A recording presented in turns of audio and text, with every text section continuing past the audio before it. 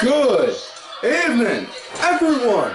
Welcome back once again to Vicious Rants, and of course I'm your host, your YouTube messiah and often imitated, never duplicated superstar, Tim Vicious, and we are going to be talking about with Raw this week. Raw, overall score, I'll give it, again, I will say it was a good 6.5 to a 7. The effort was there, it's just, it was... Best way I can kind of describe it, it was like that one kid that you always see on like one of those pee-wee teams that, you know, just gives 90%, but no matter how much of a foot you drive up that kid's ass, he doesn't go and give that extra 10. That was pretty much on how to describe this week's show. You know, it was a good 6.5 to 7. The effort was there, it's just they didn't go that extra mile. You know, it was in my beloved hometown of Philadelphia, as well in the Wells Fargo Center. And now, show starts off right off bat. Stephanie McMahon waltzes on down, breaks all the little 13-year-old boys' hearts because they all look and they say, whoa. You know, and all that jazz. She comes out. Next, you know, talks about on how Hunter ain't there because, not because of the being on the ass end of an ass kicking, courtesy of Roman from last week. It is instead because he's out being a businessman, doing stuff for the company. Okay, legit reason, you know. I mean, it's heading up NXT. He's got some kind of hush-hush deal going with Evolve, working on making the Cruiserweight tournament. You know, it's believable. I could go with that. Yeah. No? What do you mean no, Ed? Dude, seriously? Dude, kids watch this show. Sorry. Don't worry, we're going to censor out what it was Ed said on here, so that way it just looks like I'm a crazy man just talking to someone, pretending like I'm talking to somebody off camera. That said, moving forward, Steph talks about on how, you know, he's got that, he has responsibilities and duties, and on how he's not going to wind up beating, and on how Roman's not going to wind up beating him on the show at WrestleMania. And then out comes Roman Reigns. Now, he's coming out through the entryway now, so it's looking like he finally ditched that one part of the Shield shtick where waltzing out through the crowd. So now what they need to do with him is revamp him. You got him walking down the ramp now. Have him ditch the SWAT gear. You know, obviously ladies are ogling over him, you know. Their jaws are dropping faster than guys' jaws are with Lana. You know, so by all means, let the kid walk out, let the kid wrestle without wearing the vest, you know? Give the girls something to go and fantasize about. You know? Have the guy come out doing that, have him, you know, could still do the track pants or whatever, or even put him back in the trunks and have him be like, you know, but gotta do something, rebuild this kid, you know, got pushed, he didn't get over, you know, and it's just, he got dealt a shitty hand, more than anything. The kid, he has potential, but he is nowhere near ready to utilize that potential, you know. That being said, Roman got into the ring, talked about on how he's going to whoop Hunter's ass, and on how he's the authority. His own words, verbatim, he said, "I'm the authority." Dude, seriously? Roman, I've been pulling for you since you started slowly building up to the main event scene, but brother, really, that is just horrible right there. And I mean, horrible.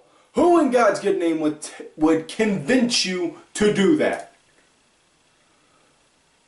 It was probably that stupid schmuck out in the crowd that had the sign that said, "Bring back Vince Russo." That's my guess. And if anyone does see that kid, seriously, treat him just like the Flyers fans treated that one dude who wore a Devils jersey to the game. Anyone from Philly or knows hockey that is watching this show should and would get the reference. Now, that said, back to the lecture at hand before my ADD kicks in and I get off track. He goes on, talks about on how I'm the authority. Steph goes to slap me, just catches the hand like, Choop.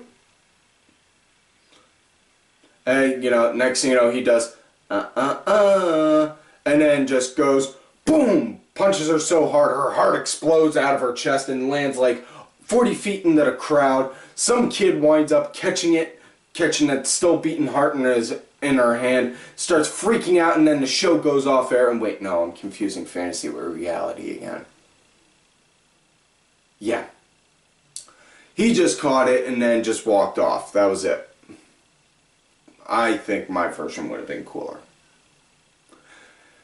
Anyways, first match of the night now. AJ Styles versus Kevin Owens. And folks, you could pretty much just thank Ring of Honor and House of Hardcore for these guys. More so Tommy Dreamer's House of Hardcore promotion because, well, let's face facts. How they booked AJ Styles versus Kevin Steen at Tommy Dreamer's House of Hardcore. But Ring of Honor made these guys. Never put them both together in the ring against each other. But oh man, if they could have got them two in a Ring of Honor ring. Whew, that would have been so nice. But yeah. Anyways, this was a good back and forth matchup. Absolutely loved on how this match played out. This had good storytelling to it. No, I can't really complain on it too much. I mean, the only thing, not even so much a complaint in regards to the match, just on how they played it out on the TV. They had the freaking like 2 or 3 commercials in mid-match, which drove me nuts because, okay, obviously, no, you gotta have X commercials for X specific amount of time and all, but you're gonna have a killer 5-star phenomenal match right here, and you're gonna add 1 right here, add 2 right here, add 3 right here, add 4 right here, and such, all while in the middle of the match.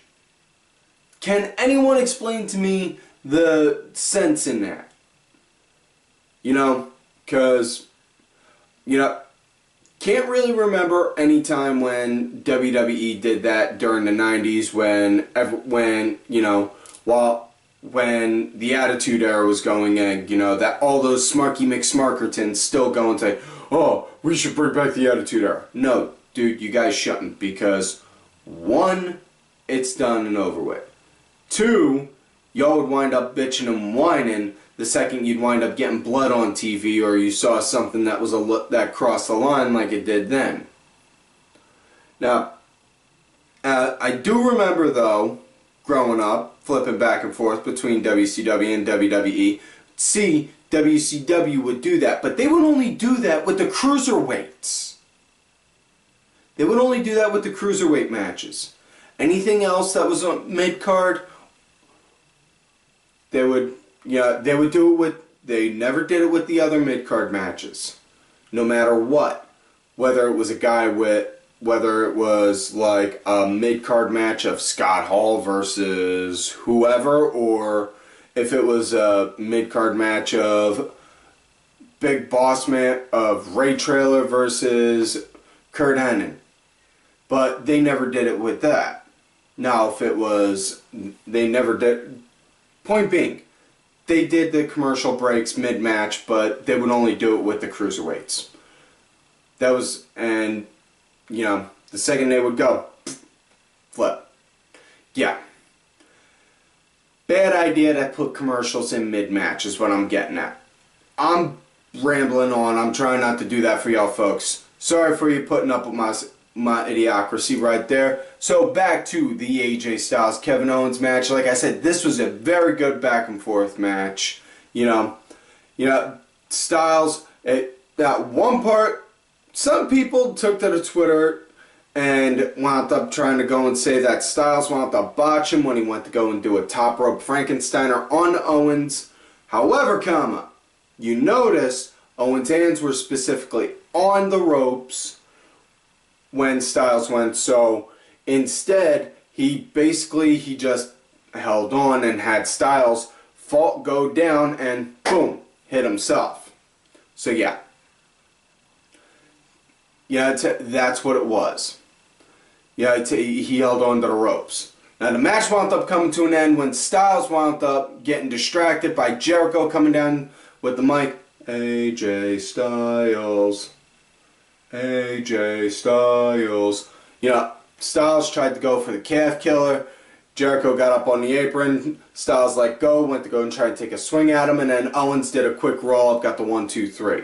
After that, he wound up talking about on how, after the match, Owens wound up talking about on how, we're 13 days away from KO Mania, which is also my birthday, by the way, folks. Don't forget to, give me a nice little thank you, nice little happy birthday and such that day.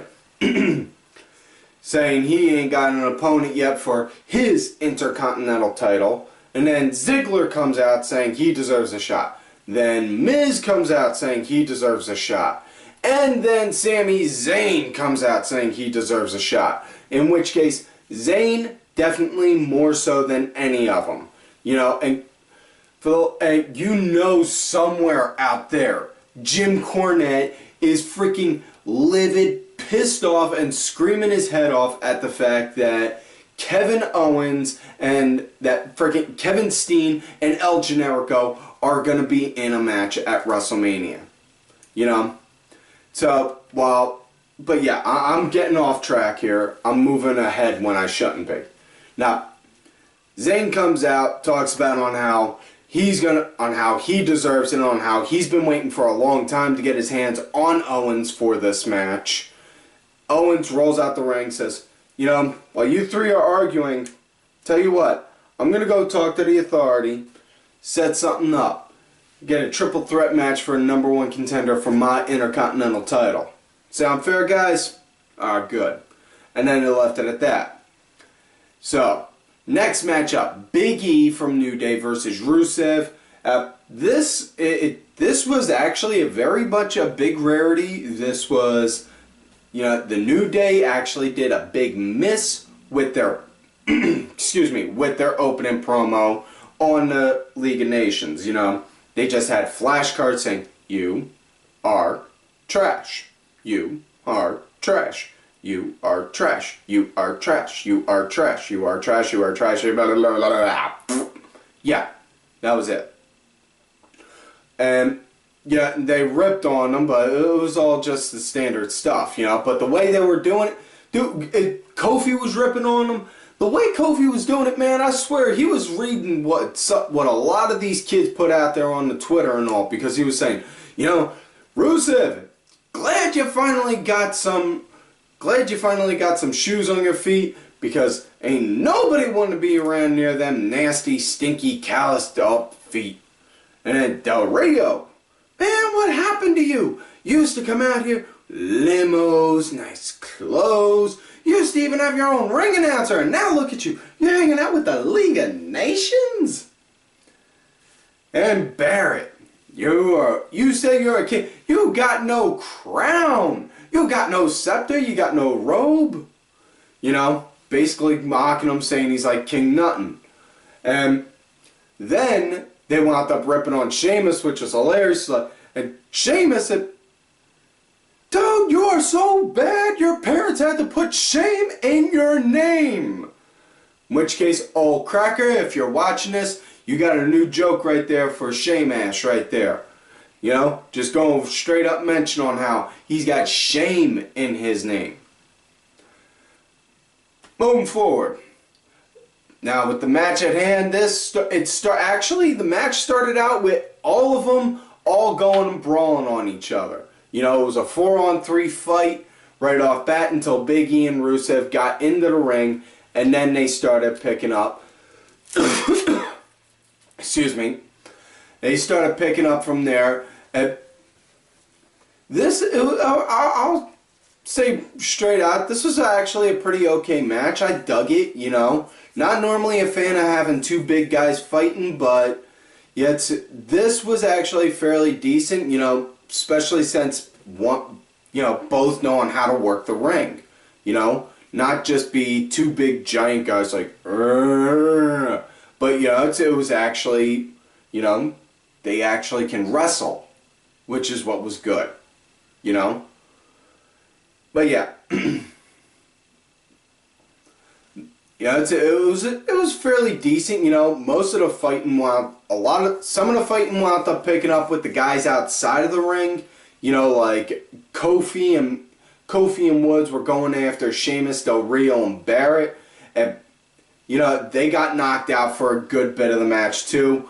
It was good storytelling. What the outside fighting was doing more storytelling than the inside, which is what I kind of dug, you know.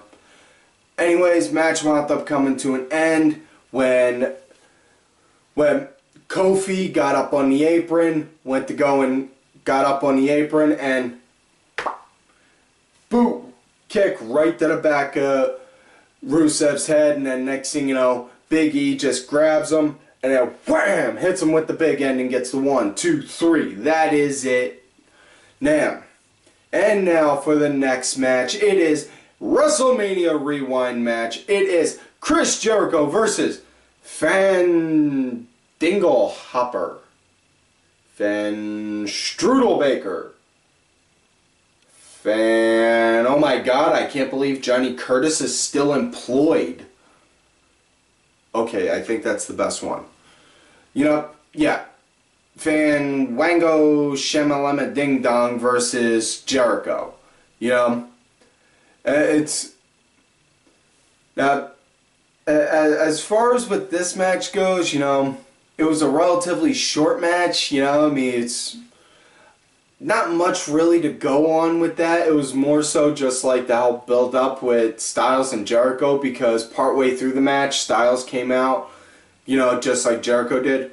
Y2 jackass, Y2 jackass, Y2 jackass, you know, and, you know, did the same stuff Jericho did, in which case, you know, Jericho was just thinking in his head, distracting somebody in the middle of the match.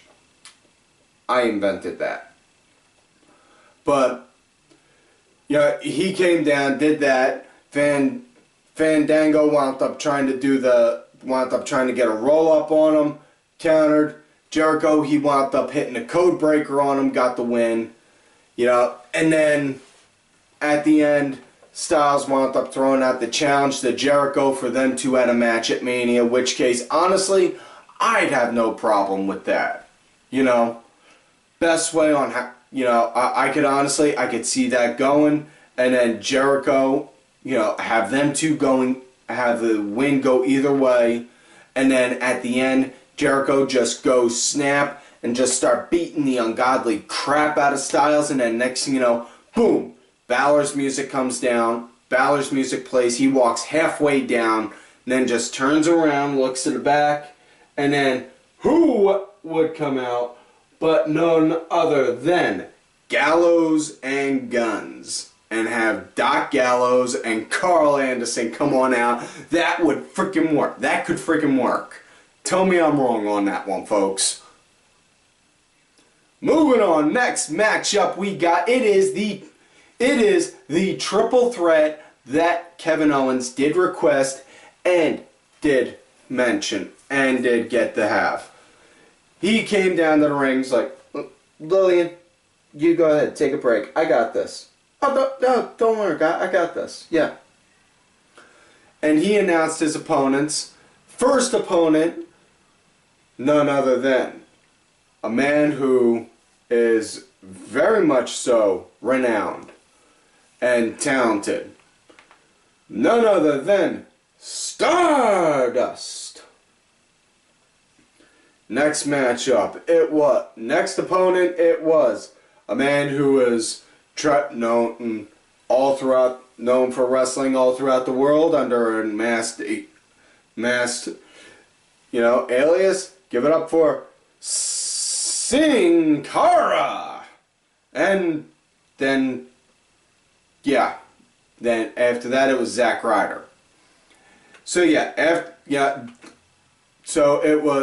Owens pretty much just freaking trolled everyone, giving everyone the idea that it was going to be Miz, Dolph, and Zayn, and instead we get Stardust, Sin Cara, and Zack Ryder.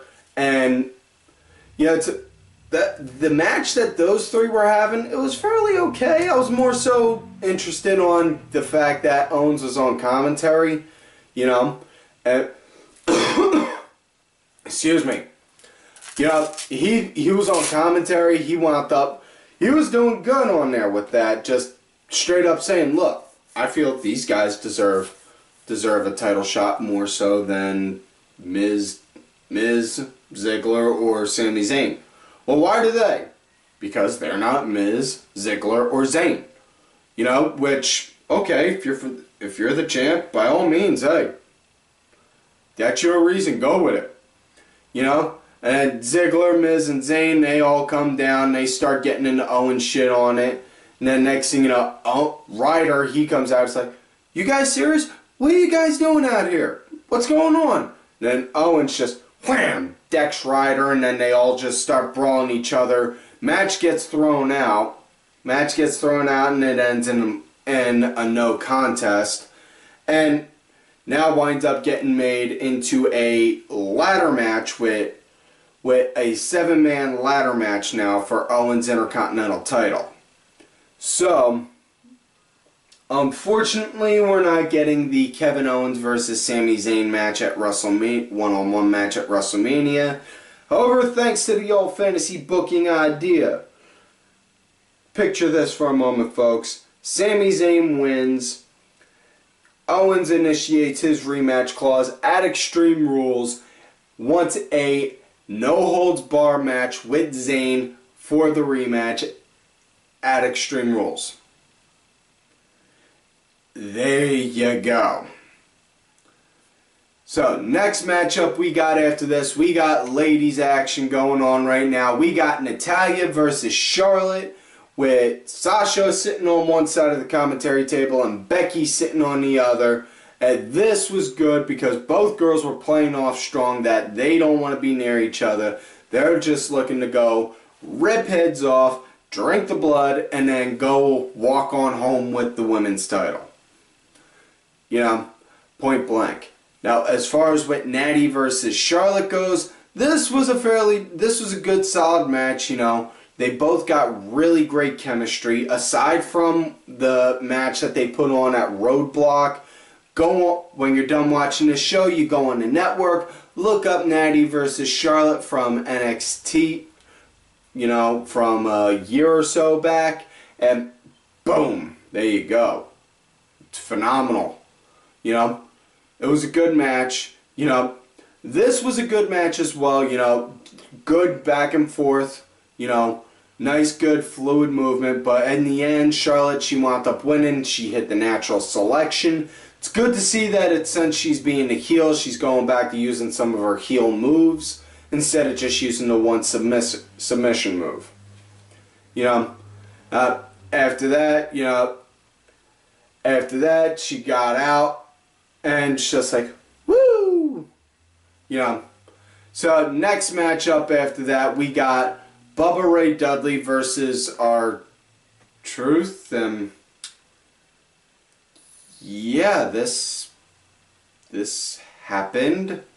I mean, the only cool thing about this was they got Bubba acting more like Bully Ray. That was it. I mean, for crying out loud, the match ended with Bubba putting his boot to Truth's face. Truth got a running start, and then Bubba put his boot up, and boom! A boot to the face was the finish. Yeah.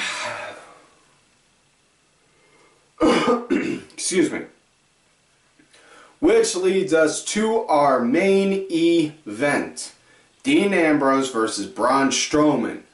And my Lord and Savior, Paul Lee, dangerously, Paul Heyman, my Savior, was at ringside commentating, talking about, saying, oh no, I take nothing away from Dean Ambrose. Dean Ambrose is a hell of an athlete. I expect nothing short from a fight from him against my client, Brock Lesnar. However, everyone is more so worried. Nobody is bothering to take the time to worry about what damage Dean Ambrose will suffer at the hands of my client. And seriously, that really is a good point, because think about it, everyone's been talking about with this is, oh man, this is going to be nuts, this is going to be a street fight, Ambrose is going to do this to him and that to him and this and that and that. Nobody's bothering to think, wait a sec, what if Brock does that to him? What if, like, Brock just goes and gives him, like, 500 German suplexes through, like, 20 tables?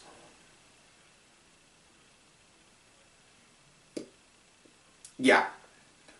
Yeah, as far as what this match goes, Braun, he was being played very strong, but this was a very weak match. I mean, for crying out loud, we got this is boring chants. In which case, thank you, Philadelphia, for renewing my hopes and dreams in you, because of the fact you chose to chant that instead of some uptight douchebaggery chant for some guy in Chicago that decided to go and quit doing this quote-unquote fake shit to go and step into an octagon, train for several hours a day for a 30-second match.